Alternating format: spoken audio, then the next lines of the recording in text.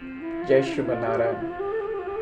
जयति जयति कृष्ण देवकी नंदनोयः, बसति बसति चित्ते मोह निर्नाशकोऽसौ, अवति अवति धर्मं सत्य रूपं परात्मा, चरण शरणमास्तां वासुदेवं नमामि।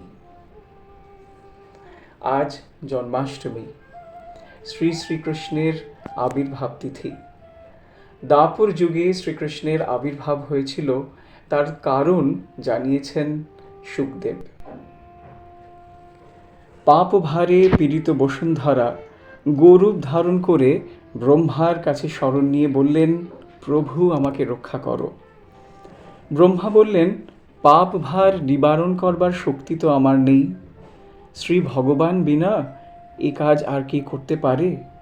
চলো আমরা গিয়ে তার শরণ নিই।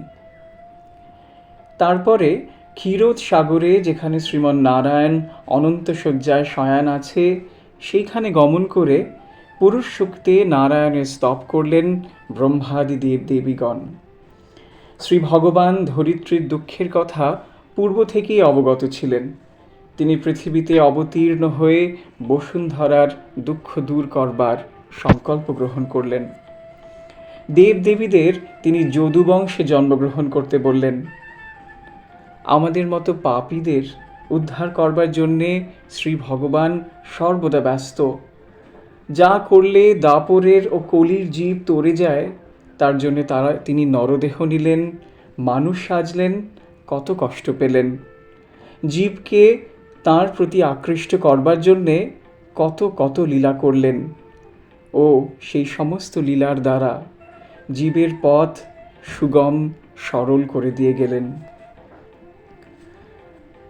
জন্মাষ্টমী তিথিতে মধ্যরাত্রে গাঢ় নিবিড় অন্ধকারে শ্রীকৃষ্ণ দেবকীর গর্ভে আবির্ভূত হয়ে বসুদেবকে আদেশ করলেন গোকুলে নন্দের গৃহে রেখে আসতে। বসুদেব দেখলেন শঙ্খচক্র গদা পদ্মধারী এক অপূর্ব বালক। বুঝলেন শিশুটি কে। তথাপি গোকুলে কেমন করে যাবেন সে কথা ভাবতে লাগলেন। কারাগারের বিশাল লৌহময় কপাট, সদা সতর্ক প্রহরীর বেষ্টনী, বাইরে ঘোর অন্ধকার, বৃষ্টি পড়ছে, সর্বোপরি উত্তাল যমুনা, কি করে পার হবেন এ কথা ভাবলেন। এগুলি বাধা বটে, কিন্তু শ্রী বসুদেব পুত্র কোলে নিয়ে গোকুলে যেতে উদ্যত হওয়া মাত্র দারিগণ ঘুমে অচেতন হয়ে পড়ল। কপাট খুলে গেল, যমুনায় শৃগাল পথ দেখালো, বাসুকী নাগ সহস্র ফণা ধরে বৃষ্টি হতে তাদের রক্ষা করলেন।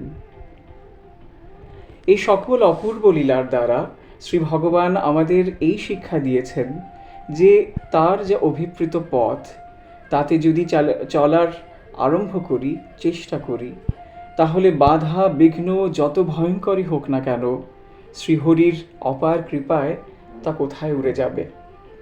এই বিশ্বাস রাখাই আমাদের কর্তব্য, আর বাকি সব কিছু তিনিই করিয়ে দেন। তবৈতৎ সুতুষ্টে রণন্য নিমিত্তম তবেচ্ছা প্রতীক্ষা মনোধি শরীরা। জয় শ্রীমন্নারায়ণ।